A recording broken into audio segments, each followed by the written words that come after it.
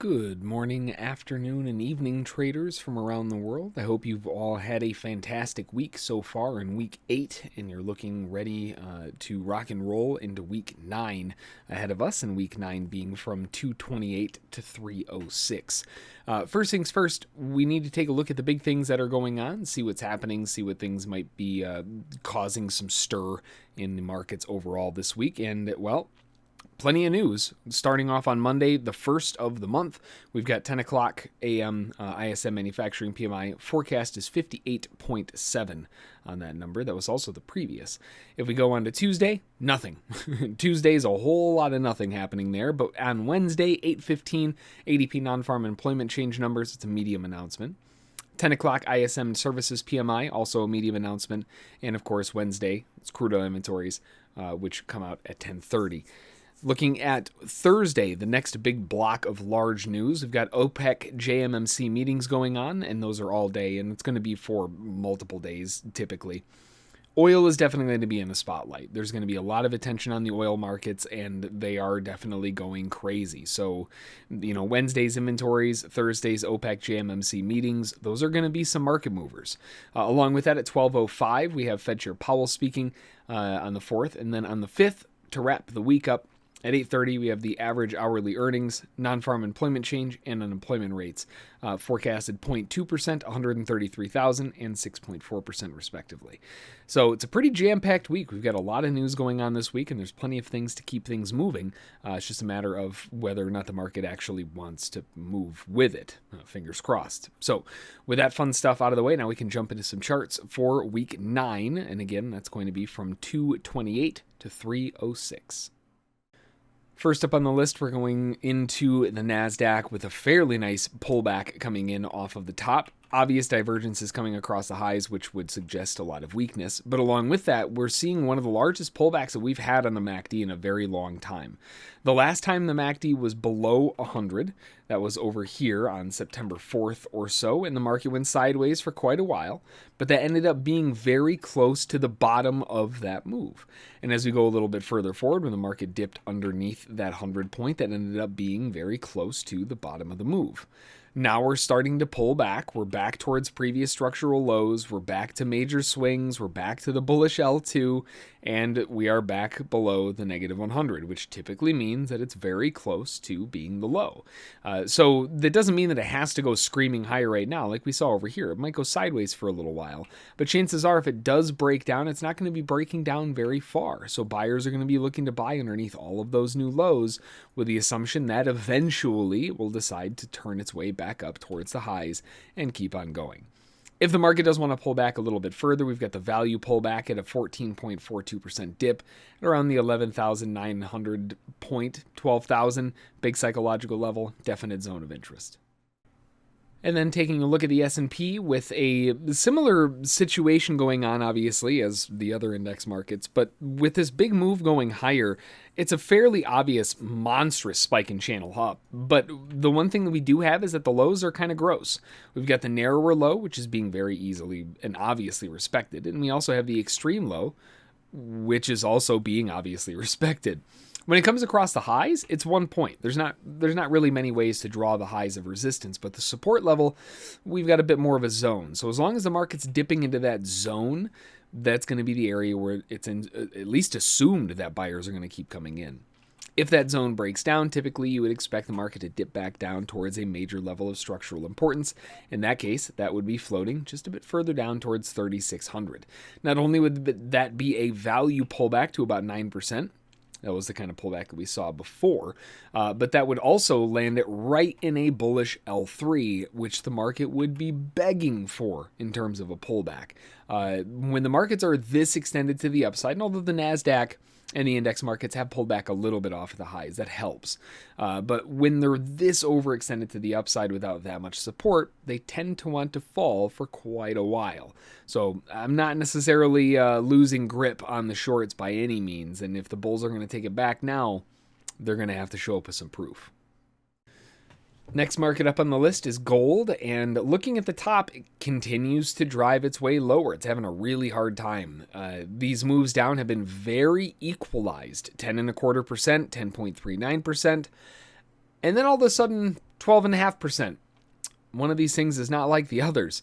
We've got a nice big dip down on that move, and it went way underneath value, went about 2.5% through value, meaning that it offered up buyers a wide enough amount of time to really build into some pretty big positions.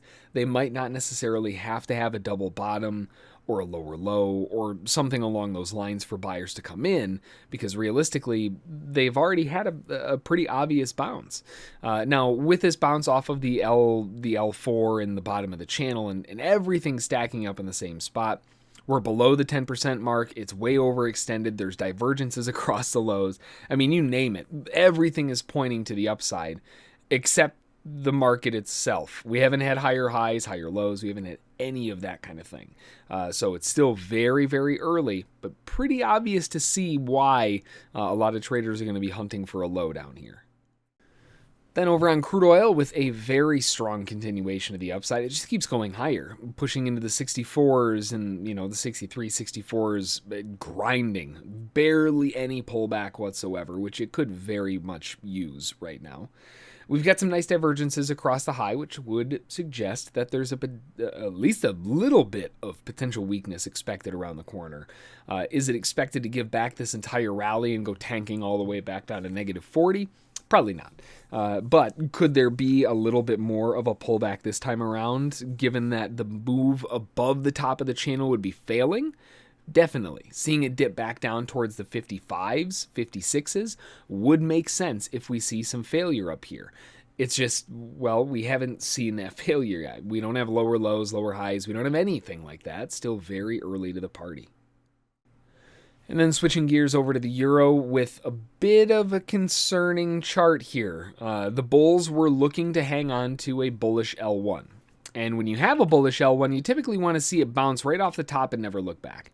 It did bounce off the top, I guess, but it certainly looked back. It went right back around, slapped him right in the face, back down to the next zone, and actually went further down through the L1 to the L2, down to the L3. And when you see those types of breaks, very typically, just like any other area that breaks, right? If I'm a buyer and I want to buy into the zone and I'm wrong, well, then I've got an option. I can either choose to exit with a stop loss underneath it, or, depending on account size, if your risk tolerance matches, you might be able to add in more and look to liquidate at an average break-even price, or maybe even an average plus a little bit. So you've got a little bit of flexibility in that case, but when we're dealing with a situation like this, where we've got a wedge, kind of, the market's not really making higher highs, higher lows, we've got these inside swings, nothing's really super confirmed. We've got a situation that we're sort of stuck. Now, there are a few caveats, and one of the big concerns is that after the market blew through that L1, it came back and hit the L1 and rejected it. And it didn't just reject it a little. That thing screamed away from that rejected or broken L1. And when you have a rejection that strong, very typically the downside objective is going to be an L4 or L5, which means that downside pricing looks like it's targeting around the 1.19 area, maybe 1.2, just from a psychological standpoint. Either way, though, sellers are definitely trying to get the push. And then jumping over to the cryptocurrency side of things with Bitcoin first, we are finally pulling back a little bit off of the highs. It's a very nice wedge. We've got divergences firing off all across the top. There's a lot of things forewarning traders that the high may be closer or at least nearer to being in. Another situation where these deep dives on the MACD, in this case for Bitcoin because it's such a volatile one, we don't have to worry about going beyond like 100. In this case, we're looking at brackets of around 1,000. And every time the market's been down to that extreme, to that negative 1,000 or so, that was very near the bottom, which didn't typically challenge and reverse back up fairly aggressive. Same thing goes over here. We break underneath the 1,000. The anticipation is that we see it continue back up towards the upside. So it's setting up pretty interestingly for more movement higher, but this wedge is kind of stuck right now, and it's causing some problems for the bulls. We've got to wait for this to get out of the way. Higher highs, higher lows, something along those lines to ease it up a bit. And then finally over on Ethereum with a gigantic megaphone going on. Obviously, divergences going all across the top. Huge divergences on the MACD, signaling that this thing has been overdone for quite a while, and all of these subsequent highs have been nothing but a bit of extra, well, icing on the cake. As it stands, shorts are likely being able to jump in now with the futures market launch, and I know there's a lot of other options and other ways to trade it as well outside of just inside the crypto sphere. But either way, Ethereum is definitely under some pressure and it's driving lower. There is a chance that this could start turning into a bit of an avalanche wedge. This is driving down pretty aggressive, but this nearer side's got to go down a bit further and give us a more defined point. Definitely trying, which is a good sign for buyers. But if it's going to dip a little bit further, then it makes a lot more sense to see a dip towards psychological support, which would be fairly obvious at around the $1,000 mark, maybe a little bit underneath it towards the 950s, but that's going to be the big zone of interest for buyers to defend on that next dip lower. Alrighty, well that's going to do it for today and for this week. Stay safe out there, keep those stops in play, and let the winners run. Until the next one, we'll see you all then. Thanks.